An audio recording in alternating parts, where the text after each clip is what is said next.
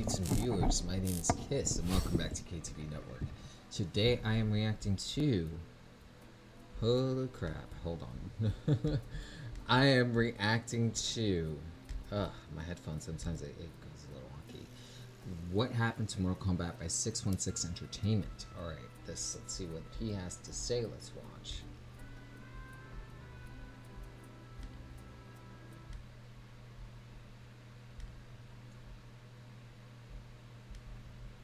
Everything you and everyone else could ever imagine is all happening at the same time, and none of it means anything.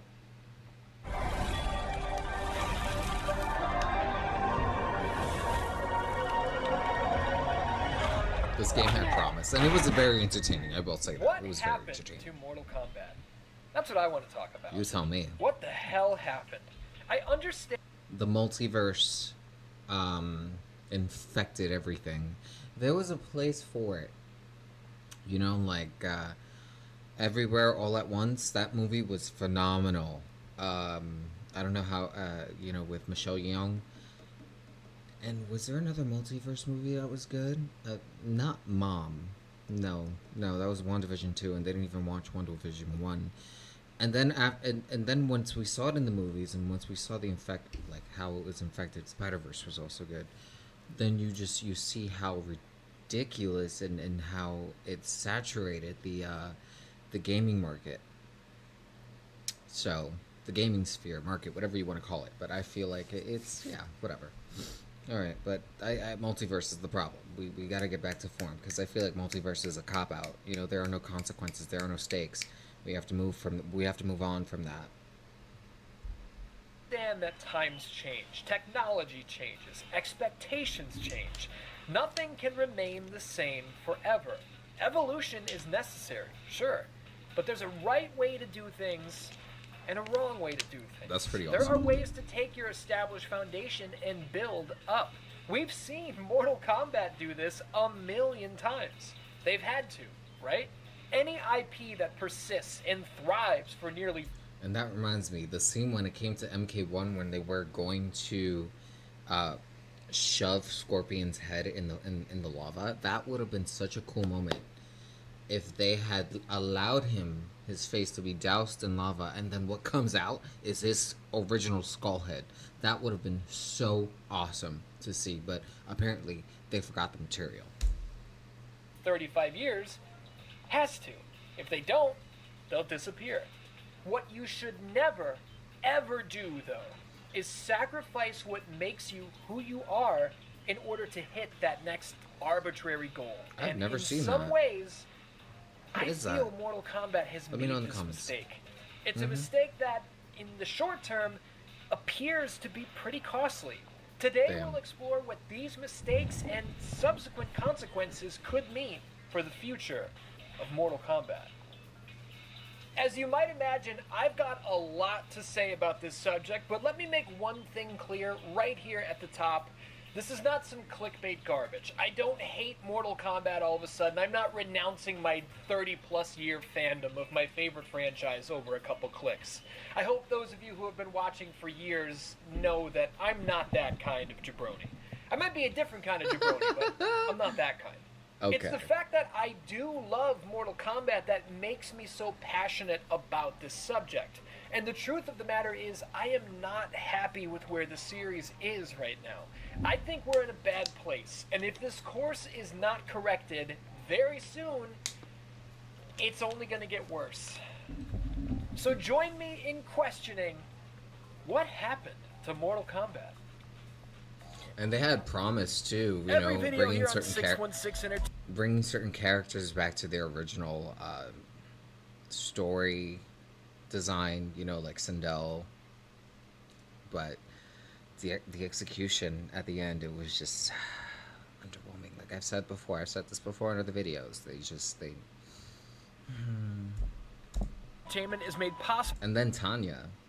Don't get me started in that hot mess. By my supporters over on Patreon. If you enjoyed the show here today, consider signing up. You'll get early access, exclusive videos, and pop Cool. teas as the...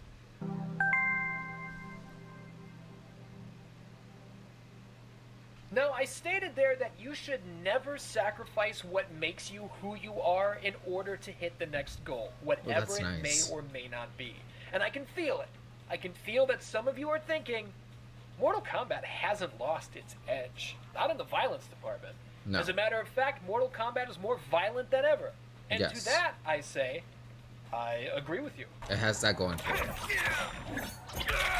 YouTube has been really hard on me. Yes, it's been hard on everybody. They cannot show blood anymore. That's like that kind of sucks. That sucks. It's I guess it's because it's becoming too realistic. Is it? Like, let me know. Is that the reason? This is why it's good for YouTube to have competition. I also have a Rumble. I only upload gameplays and certain reactions that pertain to that channel. But yeah, check it out. I've spoken those words myself many times. But here's the deal.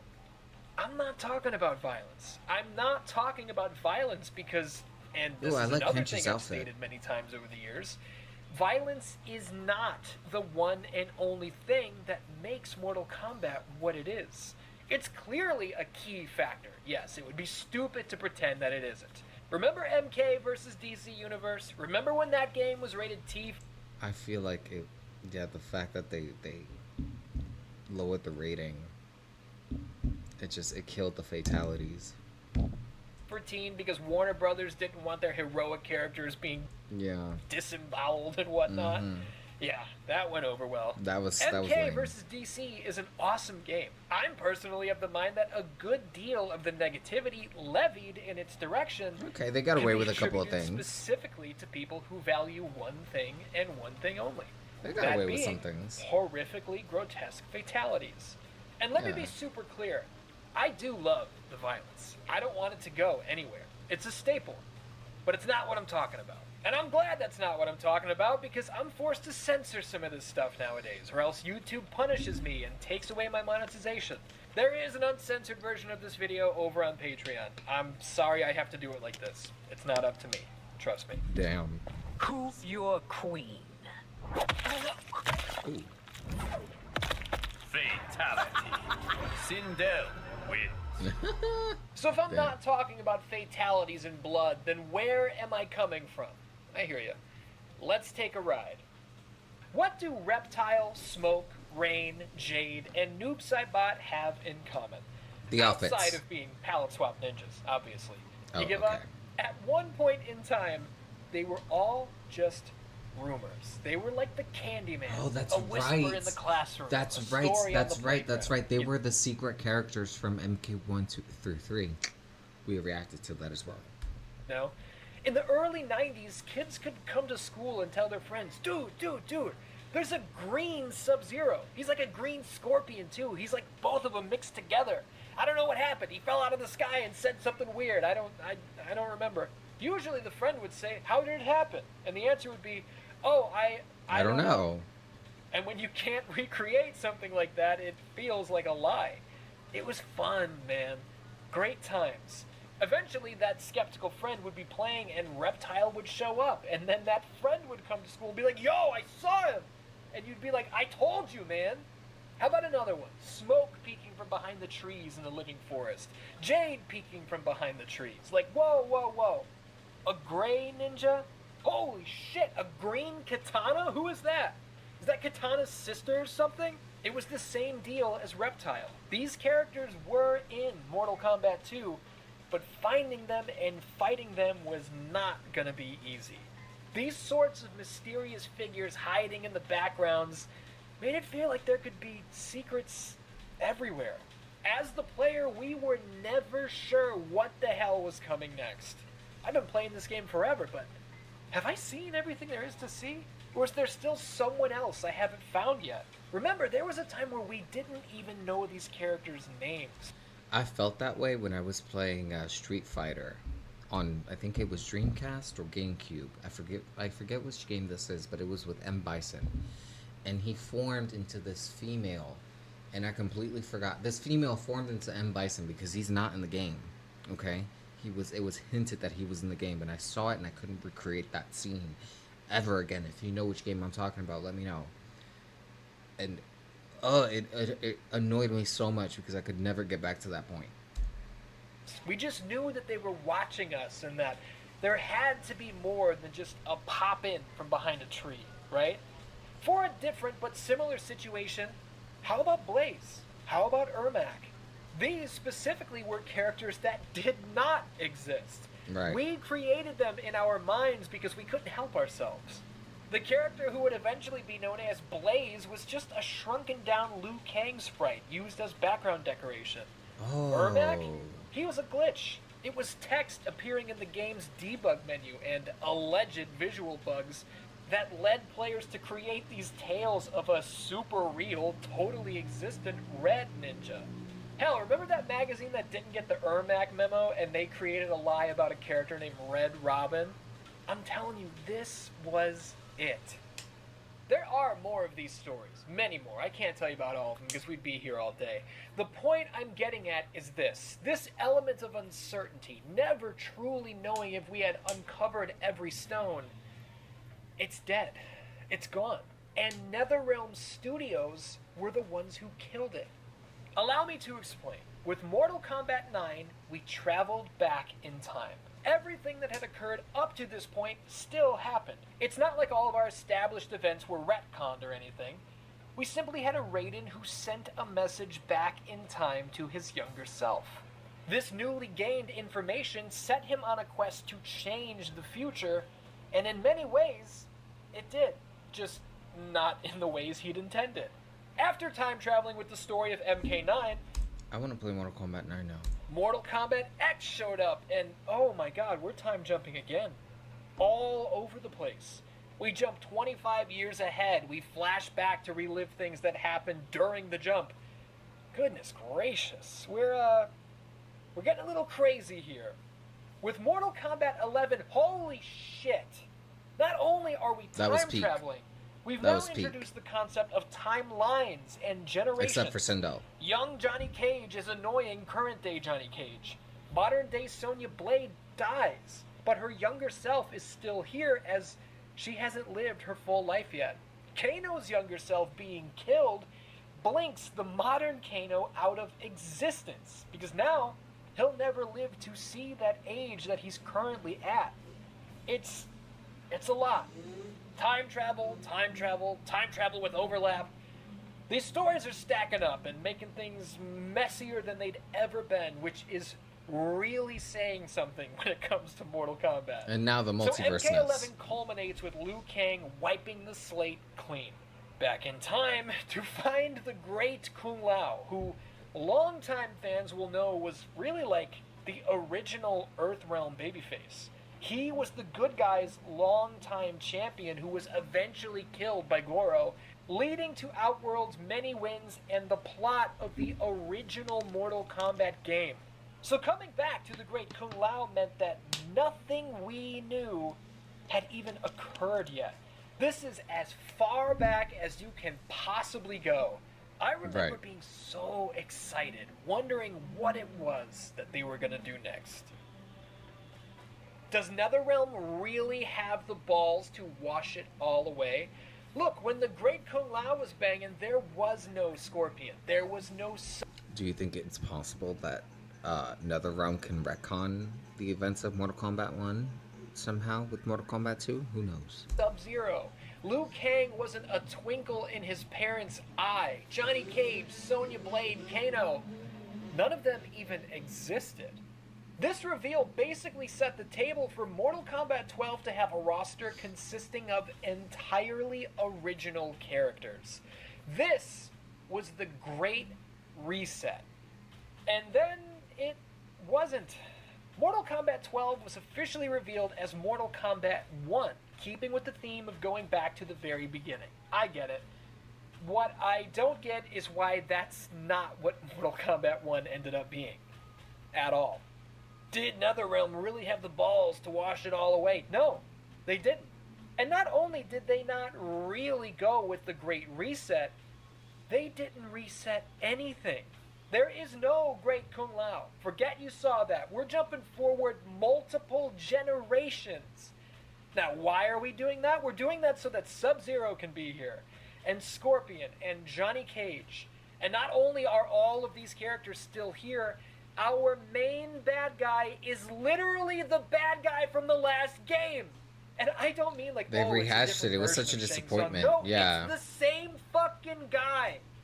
He survived in the new era. That was all the marketing. New era, new era, new era. In the new era, the stars of the show are the old era. And not only is every member of the roster somebody from the old guard, we've held on to time travel. And now we're introducing the multiverse. Yes, not only is everyone back, but millions of different versions of them are back as Variations, well. yeah. Literally, That was crazy. any random generation of combining Scorpion with Sonya, or Johnny Cage with Melina, or Sub-Zero with Reptile, or Rain with Baraka, it's all here at the same time. And there's no rhyme or reason to the combinations. It's just a random spin of the multiversal wheel.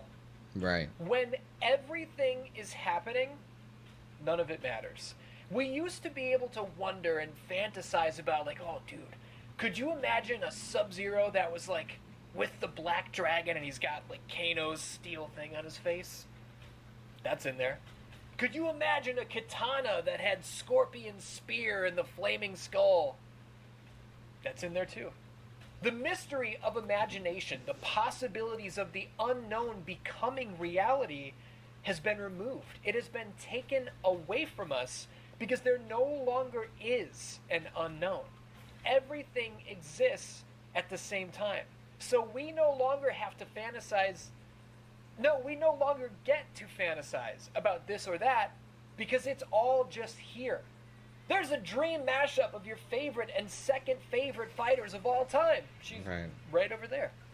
There's a combination of references to the past, but modernized in a weird way you didn't expect. Right over there. You can't play as any of these characters. You do not have the choice to interact with any of them. You don't get to unlock them. And you don't even get to learn about the secrets of their past because they have no past. They are nothing. They don't really The reward system is gone. exist. Meanwhile, everything and everyone and anything that ever could happen is happening and is here all at the same time because a quintillion timelines from the fucking multiverse have all converged to sell you more DLC. All this despite this being the great reset of the new era. Right. What could and should have been whispers in the classroom and conversations at the water cooler that might someday become a reality years from now are boiled down to randomly generated and stitched together parts to make you go, whoa, for the duration of one fight. Never to be thought of, referenced, or followed up on, ever again. Everything you and everyone else could ever imagine is all happening at the same time, and none of it means anything. Mm-hmm. The end of the story shows us Havoc, a character we hadn't really seen in any real way outside of Armageddon in almost 20 years, and he's established as the main bad guy for this DLC expansion. This could have been incredible. Like, holy I don't like looking at him. fuck, Havoc? Dude, I thought he was long gone. Havoc's been missing since, like, Deception. He's a major deal now? He's a super badass now? Whoa. But that's not how we felt, I don't wanna because see that. Havoc is a playable character in Mortal Kombat 1. He was in the story mode. We already had that whoa, Havoc moment, and not only did we see him, but we fought him. We kicked his ass. Multiple times. The big reveal moment of whoa, Havoc is gone. You blew it. But in a way, I'm glad they did this because it perfectly illustrates my point.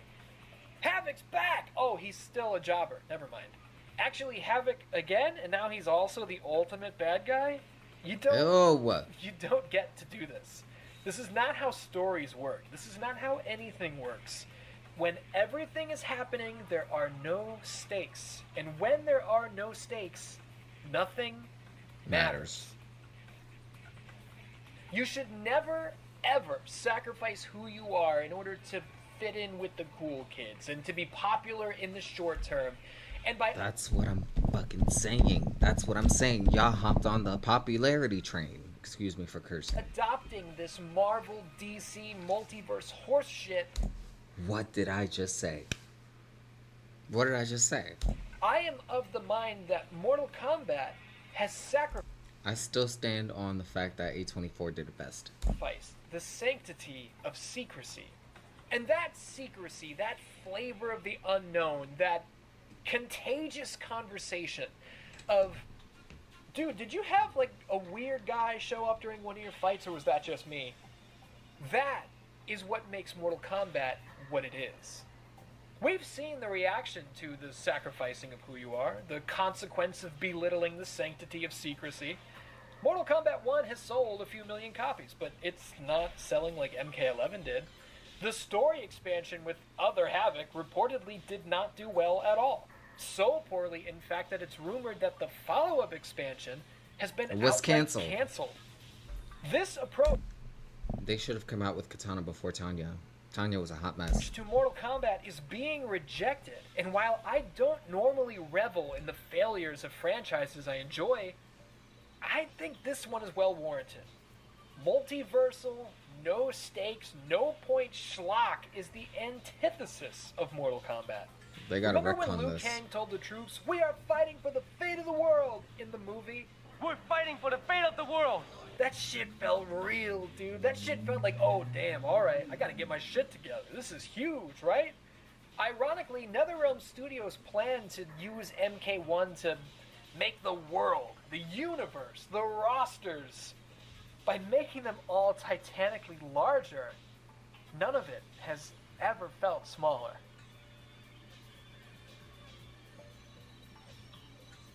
So how do we pivot? How do we get out of this mess? I don't know. You tell me. I don't work for Yeah. NetherRealm. I'm not going to waste my time coming up with some grand plan that nobody asked for, that will never go anywhere, and it doesn't matter in the long run. And I'm not going to waste your time by shouting Exactly. They're not gonna listen, so why give your opinion? Let them do what they want to do. Let them fix their own hot mess. it at you as if I have any authority here. We're fighting for the fate of the world. Okay. My one idea that I will share, and I think they should just name the next game Mortal Kombat 12 or 13. That way it could just be retconned. will keep it brief, is this. Give us a third-person action RPG with Sub-Zero and Scorpion as the playable characters. This is a game that was in development in 2006. It was the sequel to Shaolin Monks, and it was canceled. Mortal Kombat Fire and Ice. Give us that, and go from there. And if I've got the pencil, this is going to be the Shaolin Monks universe, taking place between Mortal Kombat and Mortal Kombat 2. I could not possibly give less of a fuck if we never get back to this Mortal Kombat 1 timelines multiverse bullshit. That this timeline can just stay out there and go fuck itself for all I care. I don't want it anymore. What do you think? I didn't curse Let me either. know down in the comments. And by the way, welcome back to Mortal Kombat. Alright, that's cool. Subscribe to this man. But, like he said, let me know what you think down in the comments below. I've given my opinions, my thoughts during the reaction. Also, let me know what other videos you want me to react to. Gaming videos. Like and subscribe if you vibe. My goodness. And I will see you guys on live streams. Take care and thank you for stopping by.